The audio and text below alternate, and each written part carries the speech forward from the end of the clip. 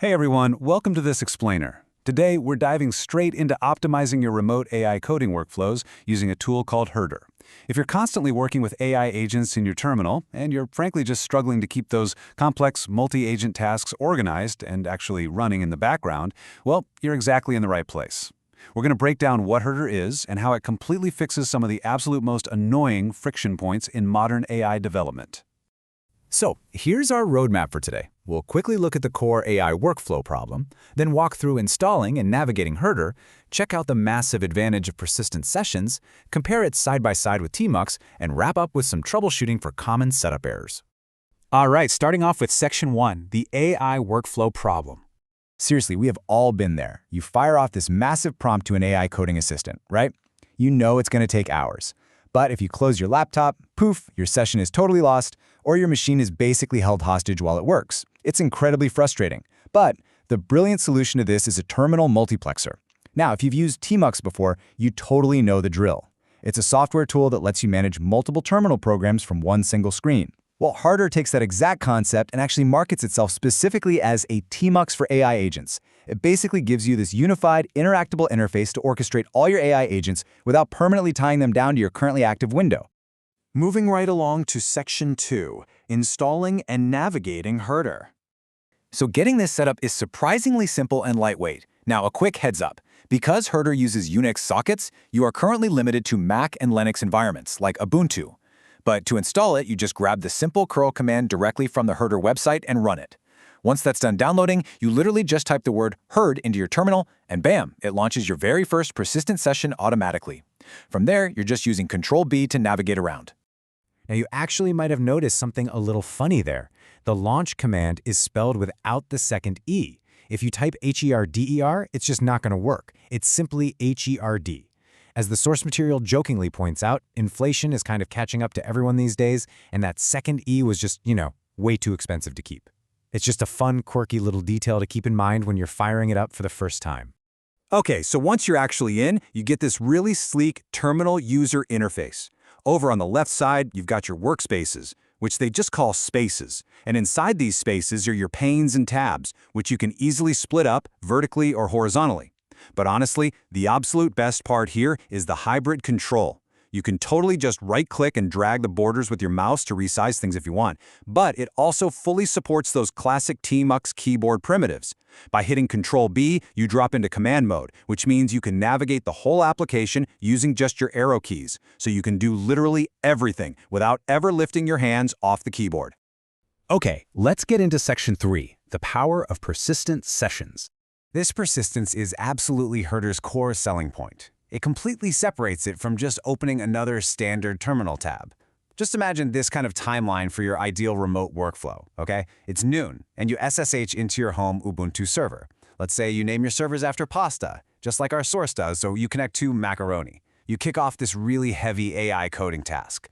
Then, at 12:15, you just hit Control-B, then Q to detach. The process keeps happily running on the server. You close your laptop, you head out to grab lunch at a coffee shop, you connect to your VPN around 1:30, SSH back in, type herd, and boom. You are instantly reattached, and your agent has been working that entire time without skipping a single beat. It's like magic.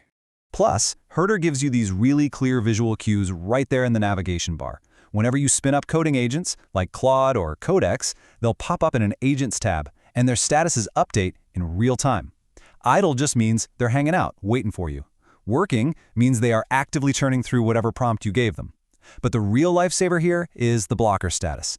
If an agent hits a snag, say it needs macOS notification permissions to keep going, it turns red as a blocker, and it actually sends a literal ping sound to your computer. So you never have to guess or wonder if your agent's just stuck waiting for your input while you're busy looking away from the terminal.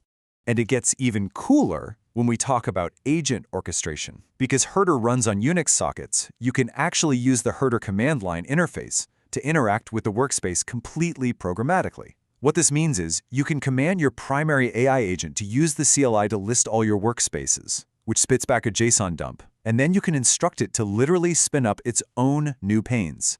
So one main orchestrating agent can completely delegate tasks by opening up separate instances for a planning agent, a coding agent, and maybe a QA agent. And they're all collaborating right there inside your persistent session. It's a total game changer.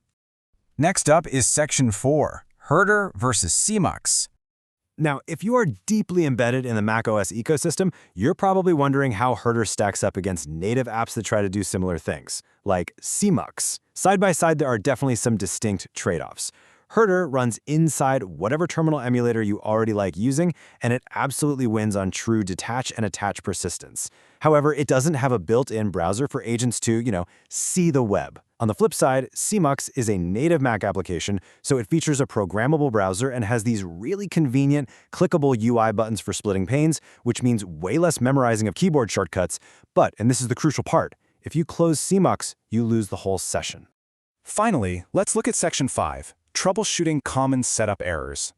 Naturally, because Herdr is relatively new and still in active development, there are absolutely a few early adopter pitfalls you need to keep an eye out for. Like we mentioned earlier, Windows users are currently out of luck natively, just because of that Unix socket requirement. You'll also likely run into macOS permission blockers fairly often when your agents try to execute certain commands.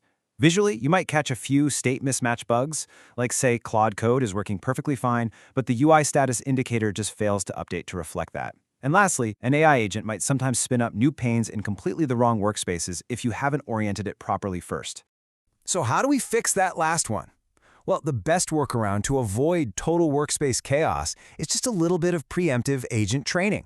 Before you ask your agent to start orchestrating these massive, complex tasks, spin up an interactive pane and explicitly prompt the agent to go read the Herdr CLI help documentation. Basically, let it learn the tool first. Once it's read up, ask the agent to create a repeatable skill based on those exact commands. As soon as the agent has that custom skill saved, your whole experience with having it autonomously spin up and manage panes is going to be drastically smoother, literally night and day. Which really just leaves us with a fascinating thought to consider as we wrap up this explainer today. We are rapidly moving from just typing out single synchronous prompts to deploying entire teams of AI agents that can actually live, work, and collaborate inside these persistent terminal spaces, all while we are literally sleeping or traveling. As tools like Herdr make this kind of agent orchestration so accessible, how is this going to completely reshape the way we define an asynchronous workday? It is a wild frontier for developer productivity right now. Thanks so much for joining us, and we'll catch you in the next one.